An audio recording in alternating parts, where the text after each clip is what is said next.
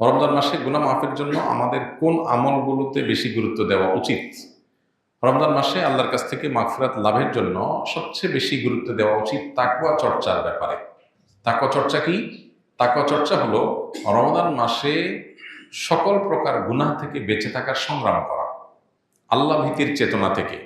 যে আল্লাহ তাআলা রমজানে দিনের বেলায় পান করা, আহার করা, হালাল খানা, হালাল পানীয় এগুলো রমজান মাসে দিনের বেলা গ্রহণ করতে যে আল্লাহ নিষেধ করেছেন, তাহলে যেগুলো আল্লাহ নিষেধ করেছেন হালাল না, সেগুলো কত জঘন্য হবে। অতএব রমজান মাসে আমি সকল প্রকার গুনাহ থেকে, সকল প্রকার হারাম থেকে বেঁচে থাকার চেষ্টা করব। এটা হলো আমাদের কর্তব্যের অংশ। এটা যদি আমরা করি তাহলে ইনশাআল্লাহ গুনাহ মাফের সম্ভাবনা অনেক বেড়ে যাবে তাকওয়া চর্চার মাধ্যমে। দ্বিতীয়ত, আল্লাহর কাছ থেকে গুনাহ মাফের জন্য রমজান মাসের যে সমস্ত আমলগুলো আছে, মাসনুন আমলগুলো আছে, সে আমলগুলোকে আমরা খুঁটে খুঁটে করার চেষ্টা করব। আমাদের একটা ছোট্ট ছোটি বই আছে, রকমারি এবং অন্যান্য অনলাইনে আপনারা হয়তো পেতে পারেন। বইটা হলো মাহে রমাদানের 27 আমল।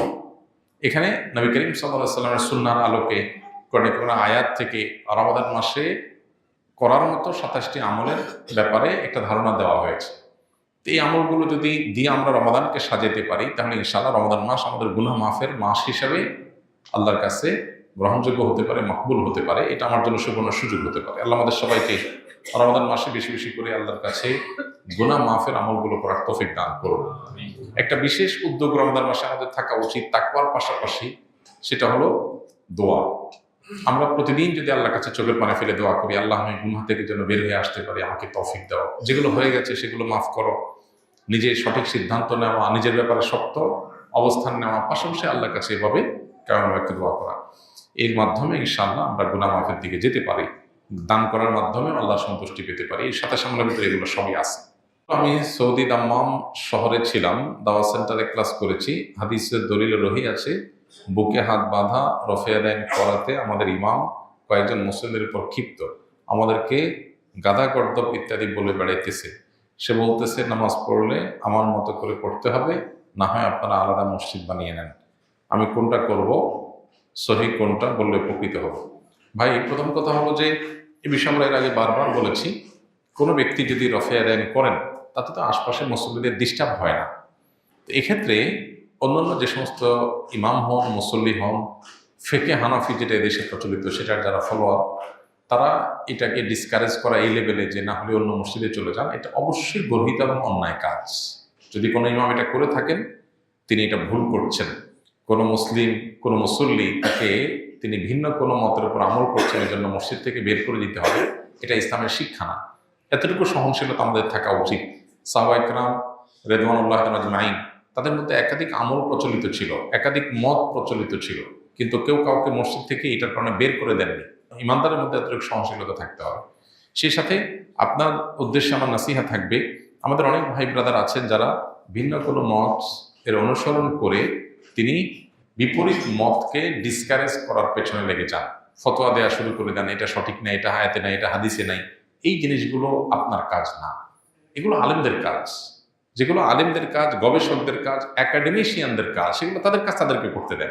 এখন আপনি সাধারণ মানুষ হয়ে নিজে আমল করছেন, যদি আপনি আলেমের ভুল ধরা শুরু করে দেন, ভুল ধরা বলতে কোরআন হাদিসের, আপনি যেমন এখানে বললেন যে সহিহ হাদিসে আছে, কোনটা না আছে, আপনি এই ডিবেট বিতর্কে যায়েন না। এগুলো গেলে নিজের ইমান আমল নষ্ট হয়। এগুলো বেশিরভাগ একটা পর্যায়ে গিয়ে ইগোতে পরিণত হয়। ইগো, আমি একটা মাযহাবের, উনি আরেকটা মাযহাবের, আমি একটা মাসলাকের, উনি আরেকটা মাসলাকের, আমারটা আমার প্রমাণ করতে হবে। ব্যক্তিগত জেদ, রেষারেষি এবং জেতাহারার মতো একটা মানসিকতা অনেক সময় চলে আসে, যেটা আমাদেরকে ইখলাসের গণ্ডি থেকে বের করে দেয়।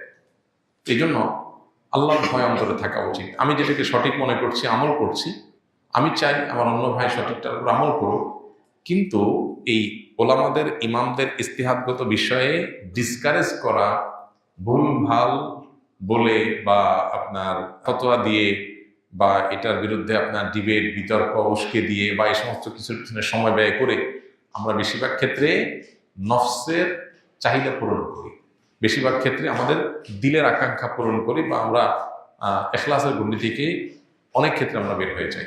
এই জায়গাতে উভয়ের সবারই সতর্ক থাকা কাম্য। আমি তো মনে করছি আমি সঠিকটা করছি, কিয়ামতের ময়দানে জান্নাতে আমার যাওয়াটা হলো লক্ষ্য, সেখানে আমি পারবো কিনা, সেটা হলো গুরুত্বপূর্ণ প্রশ্ন। আমি করছি, আল্লাহর কাছে যদি গ্রহণযোগ্য না হয়, আল্লাহ যদি বলেন আমি গ্রহণ করলাম না, আল্লাহ গ্রহণ না করার জন্য করার কারণ দরকার নেই।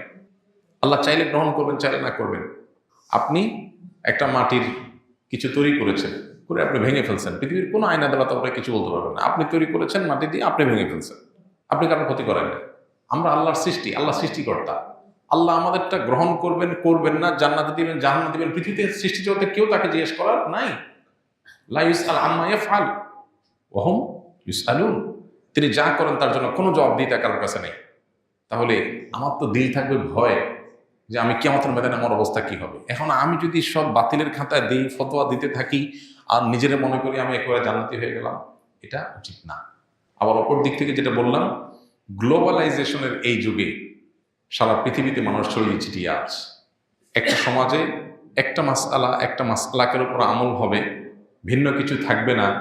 এটা এই বাস্তবতায় অন্তত, যেখানে যোগাযোগ ব্যবস্থা উন্নত হয়েছে, এক এলাকা মানুষ আরেক এলাকা যায়, আরেক এলাকা থেকে আরেকটা মাসলাক, মানহাজ, মাযহাব এগুলোর সাথে পরিচিত হয়, এগুলো থেকে এক একজন এক একটা মত পথে যাওয়ার মতো রাস্তা তৈরি হয়। এই বাস্তবতাকে সামনে রেখে আমি আমার মসজিদে বা আমার এলাকাতে এটাই শুধু চাই, এর বাইরে আর কিছু চাই না, এটা অবাস্তব। আর বিশেষ করে মুসলমান আখলাক সুলভ না। অন্তত আমরা যার যার মতকে সঠিক মনে করি, সেটাকে আমল করব, এবং এটার পক্ষে প্রয়োজনীয় আপনার শর্ত শারাইত মেনে উসুল, মূলনীতি, প্রিন্সিপাল লক্ষ্য করে দাওয়াতও দিতে পারি, দেব। কিন্তু আমরা মুসলমান সুলভ আখলাকের গুন্ডি থেকে বের হতে পারি না। আল্লাহ আমাদের সবাইকে হেদায়েত তৌফিক দান করুন। আসুন্নাহ ফাউন্ডেশন, উম্মার স্বার্থে সুন্নাহর সাথে।